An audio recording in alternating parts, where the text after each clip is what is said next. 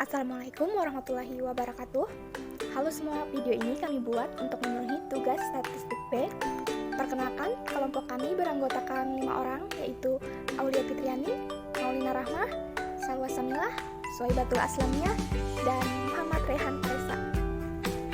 Sebentar lagi kita akan membahas tentang distribusi sampling yang akan dijelaskan oleh teman kami, Salwa Samilah dan Muhammad Rehan Teresa. Jadi kami akan menjelaskan tentang distribusi sampling, mulai dari bagaimana pengertiannya, lalu contoh soal, dan bagaimana cara penyelesaiannya. Tapi untuk itu, sebelum masuk ke contoh soal, perlu kita ketahui bagaimana pengertian distribusi sampling. Berikut penjelasan dari kami. Selamat menonton. Distribusi sampling rata-rata itu merupakan bagian dari statistik B. Nah, tapi sebelum masuk di pembahasan distribusi sampling rata-rata, kita harus mengetahui dulu nih arti dari populasi dan sampel. Kalau populasi itu adalah kumpulan seluruh objek yang diperhatikan. Nah, sedangkan sampel itu bagian kecil dari populasi yang akan diteliti. Terus pengertian dari distribusi sampling sendiri adalah sebuah probabilitas distribusi yang kita dapat dari sebuah ukuran sampel. Nah, ternyata distribusi sampling sendiri itu ada 4 jenis atau 4 bagian ya. Yang pertama itu rata-rata, kemudian proporsi, lalu selisih rata-rata, dan selisih proporsi. Nah, itu tadi yang mencakup distribusi sampling. Berikut adalah rumus distribusi sampling. P sama dengan X per N. X adalah jumlah item proporsi dan N adalah jumlah seluruh item. Lebih memahami, mari kita coba kerjakan contoh soal berikut. Dari 2000 orang calon mahasiswa Stay Darul Ulum Kandangan yang mengikuti OTBK, nilai mereka berdistribusi normal dengan rata-rata 70 dan standar deviasi 8. Berapakah peluang dari 25 calon tersebut yang mempunyai rata-rata UTBK 68 dan 80? Nah, kalau mengerjakan harus dicatat terlebih dahulu diketahuinya, ditanya, dan dijawabnya. Di sini kita bisa melihat diketahui N besar atau populasinya yaitu 2000. Terus N kecil atau sampel yaitu 25, dan mu-nya itu 70. Rata-rata, mu adalah rata-rata, dan standar deviasi X bar yaitu standar deviasinya yaitu 8. Setelah sudah ada yang diketahuinya, terus dilanjutkan ditanyanya adalah berapakah peluang dari 25 calon mahasiswa tersebut yang mempunyai rata-rata UTBK 68 dan 80. Jadi ditulisnya seperti ini. Karena di sini ada dua batas antara 68 dan 80. Kita cari X barnya yang di tengah. Jadi 68 lebih kecil, X bar lebih kecil 80. Bila N populasinya 25. Mohon maaf, N-nya tadi, bila N-nya tadi itu saya bilang populasi, sebenarnya N ini adalah N kecil yaitu sampel. Lalu untuk menjawabnya pertama-tama yaitu N kecil atau sampel tadi sudah diketahui yaitu 25. N besar atau populasi yaitu 25 dibagi dengan 2000 hasilnya 0,125. 0,125 ini lebih besar dari 5%, maka kita akan menggunakan faktor koreksi. Lalu pertanyaan selanjutnya, kita mencari mu X bar sama dengan mu sama dengan 70. Selanjutnya kita mencari standar deviasinya.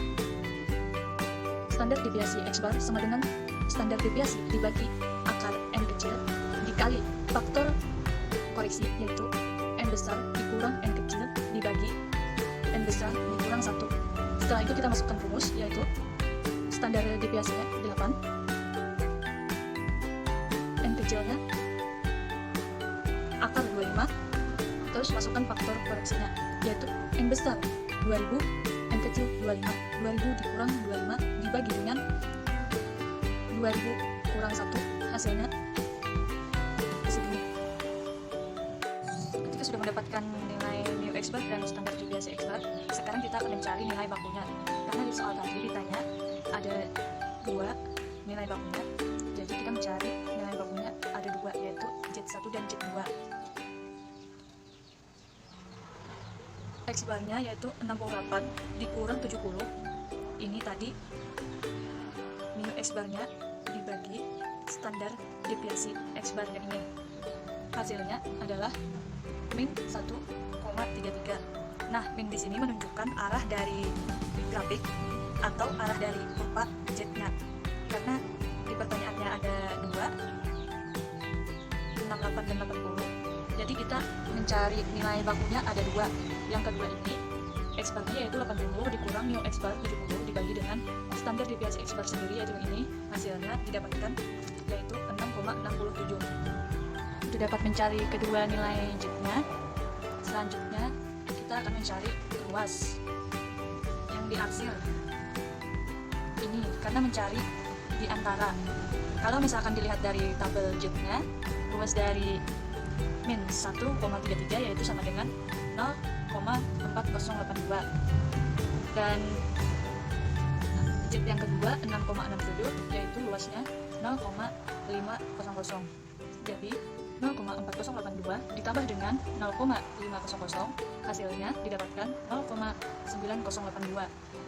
Jadi peluang dari 25 orang peserta UTBK yang diobservasi ternyata mempunyai rata-rata nilai UTBK 63 dan 80 adalah sebesar 0,90,82 atau 90,80 atau 90,82. Distribusi sampling rata-rata.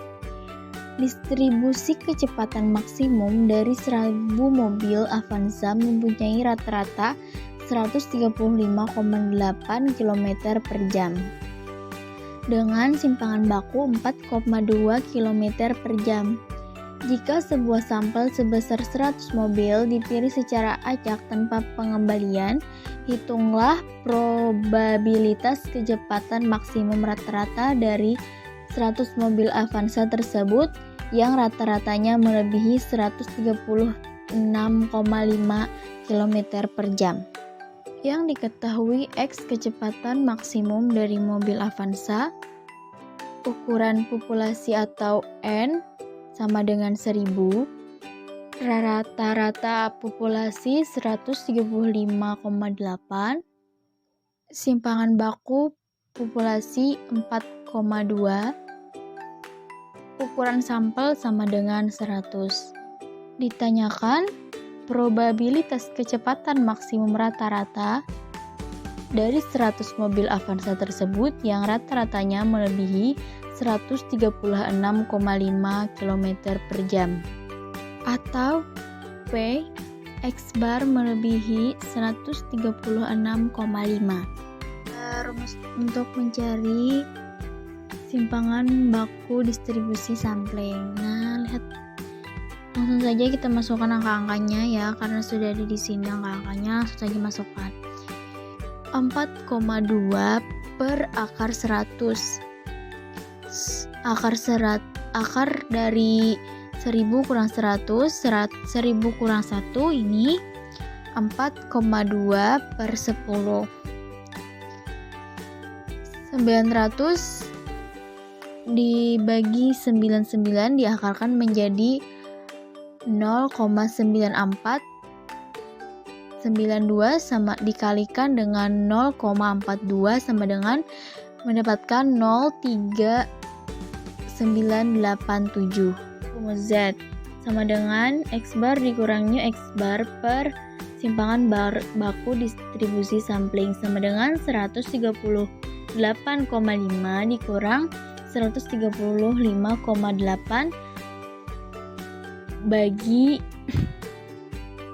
0,3987 sama dengan 136,5 dikurang 135,8 mendapatkan hasil 0,7 per 0,3987 sama dengan 17557 dibulatkan jadi 1,76.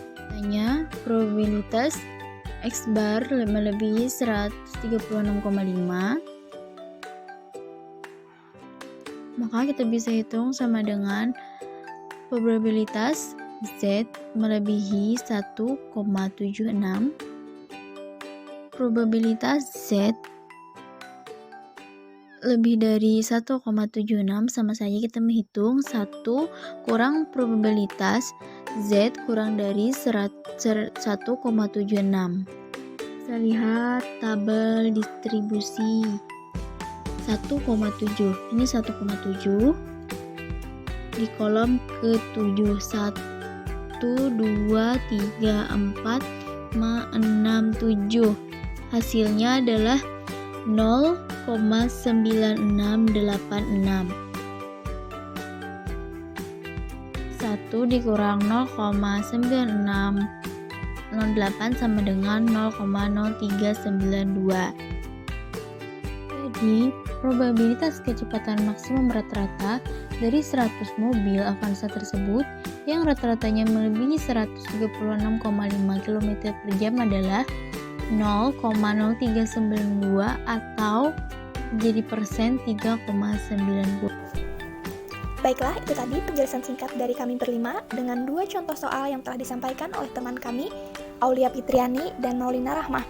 Dan berikut adalah rumus yang digunakan dalam contoh soal yang telah mereka sampaikan. Semoga video ini bermanfaat dan membantu dalam belajar distribusi sampling.